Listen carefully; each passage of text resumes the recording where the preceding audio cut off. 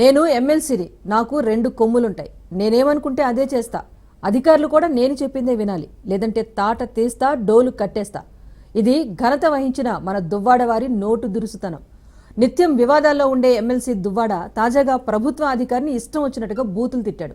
శ్రీకాకుళం జిల్లా టెక్కలిలో విద్యుత్ శాఖ ఏఈగా పనిచేస్తున్న మురళీకృష్ణను YCP MLC Duvvada Srinivas phone చేసి బెదిరించారు.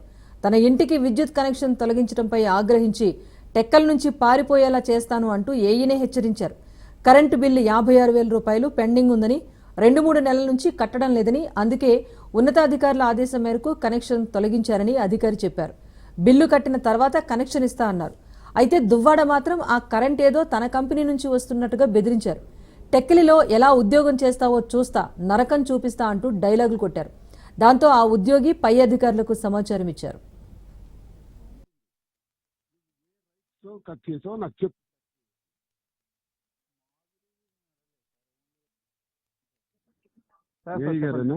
అవునండి. ఎలా అండి కట్ చేస్తారు? ఇంటికి వచ్చి, నా ఇంటికి వచ్చి, ఎవరింటికి వచ్చి కట్ చేశారో కొంచెం ఏమైనా లెక్కల పత్రాలు ఉన్నాయా మీ దగ్గర? మేడం గారికి 4-5 సార్లు చెప్తాను సార్. నా ఇంటికి వచ్చి, ఒక ఎమ్మెల్సీ ఇంటికి వచ్చి నువ్వు కట్ చేసావంటే నీకు ఎంత ధైర్యం అబ్బా?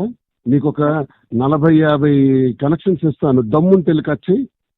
ఇప్పుడు ఇస్తాను ఇమీడియట్ గా. డ్యూ పేమెంట్స్ చాలా ఉన్నాయి, ఎలక్ట్రికల్ బిల్స్ పెండింగ్ ఉన్నాయి, నేను ఇస్తాను. టెక్కల్లోనే ఎన్ని రైస్ మిల్స్ ఉన్నాయి, ఎంతమంది ఉన్నాయి, దమ్ముంటే వెళ్ళి కట్ చేయి చూస్తాను. ఎవరితో పెట్టుకుంటున్నావు నువ్వు? కట్టిన బిల్లు ఎలా కట్ చేస్తావు నాకు చెప్పు. నీ మీద కన్స్యూమర్ కోర్టుకి వేసి లాగి నీ జీవితం మొత్తం చీడ్చి పెడతాను. ఎవరితో పెట్టుకున్నావు చూపెడతాను. కట్టిన బిల్లు డి మాధురి పేరున బిల్లు కట్టుంది.